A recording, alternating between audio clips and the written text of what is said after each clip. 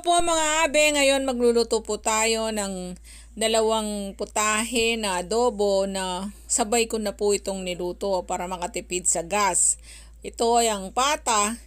Una ko muna po itong sinangkapan ng adobo, paminta, bay leaf, sibuyas, bawang, toyo, kalamansi at konting suka at nilagyan ko ito ng tubig. Nung kumukulo na, isinama ko na po ang isang part na nakahiwang maliit na ang taba nito ay pinrito ko muna upang hindi masyadong mataba ang ating adobo.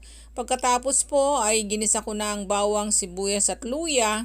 Pinaghati ko po ito. Itinira ko ang kalahati sa pinaggisaan.